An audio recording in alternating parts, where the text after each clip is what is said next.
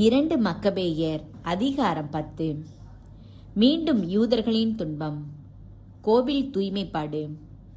மக்கபேயையும் அவருடைய ஆள்களையும் ஆண்டவர் வழிநடத்தி செல்லவே அவர்கள் எருசலேம் கோவிலையும் நகரையும் மீட்டுக் கொண்டார்கள்.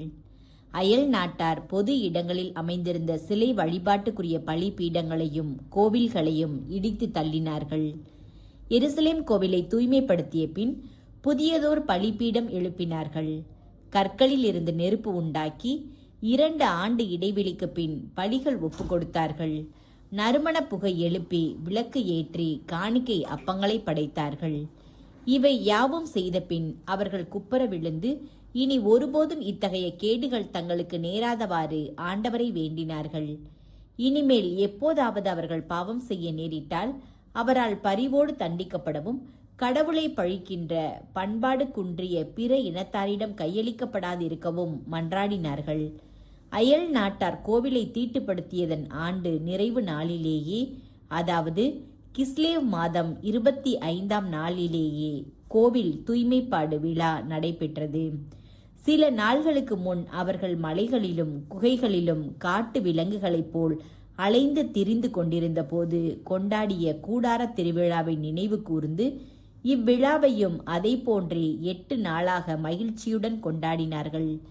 எனவே தலைகளால் அழகு செய்யப்பட்ட களிகளையும் பசுங்கிளைகளையும் குறுத்தோலைகளையும் ஏந்தியவர்களாய் தமது திருவிடத்தை வெற்றிகரமாக தூய்மைப்படுத்தும்படி செய்த கடவுளுக்கு புகழ் பாக்கள் பாடி நன்றி செலுத்தினார்கள்.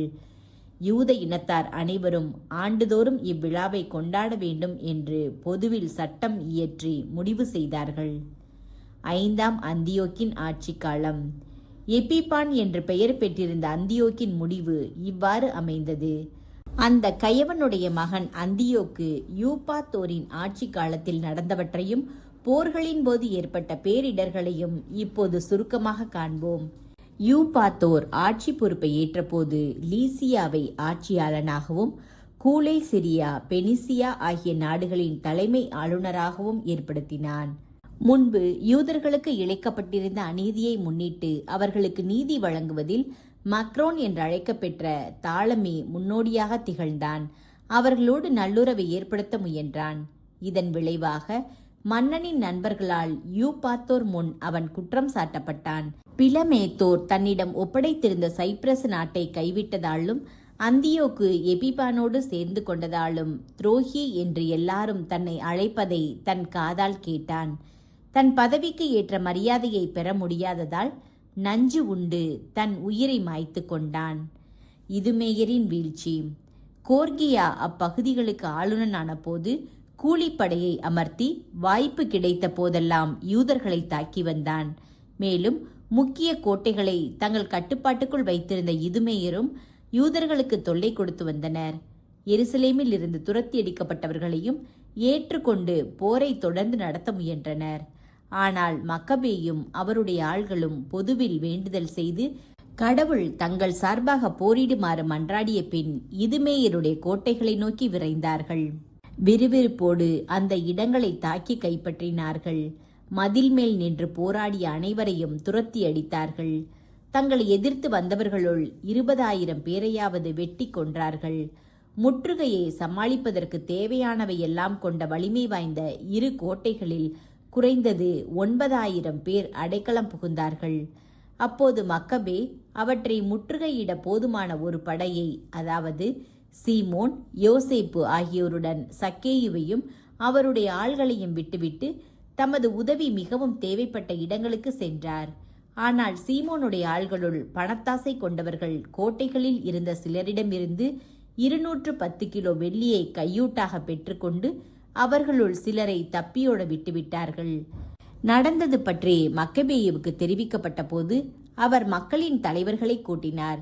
தங்களுக்கு எதிராக மீண்டும் போரிடும் பொருட்டு பகைவர்களை விட்டுவிட்டதன் மூலம் பணத்திற்காக தங்கள் உறவின் முறையினரையே விட்டுவிட்டார்கள் என்று அவர்கள் மேல் குற்றம் சாட்டினார். இவ்வாறு காட்டிக் கொடுத்த அந்த ஆள்களை கொன்றார். 2 கோட்டைகளையும் உடனடியாக கைப்பற்றினார். தம் படை வலிமையால் தம் முயற்சிகளில் எல்லாம் வெற்றி கண்ட அவர் அந்த 2 கோட்டைகளிலும் இருந்தவர்களுள் 20,000த்திற்கும் மிகுதியானவர்களை கொன்றார். திமோத்தேயுவின் வீழ்ச்சி. முன்பு யூதர்களால் தோற்கடிக்கப்பட்ட தீமோத்தேயு எண்ணற்ற அயல் நாட்டவரை கொண்ட கூலிப்படையை திரட்டினான்.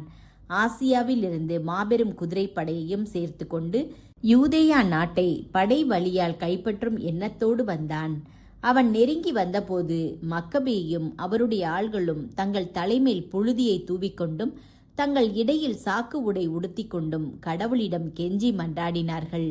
பலி பீடத்தின் முன் இருந்த படி மீது குப்புற விழுந்து தங்கள் மீது இரக்கம் காட்டவும், திருச்சட்டம் கூறுவது போல தங்கள் எதிரிகளுக்கு எதிரிகளாகவும் பகைவர்களாகவும் இருக்கவும் அவரை வேண்டினார்கள்.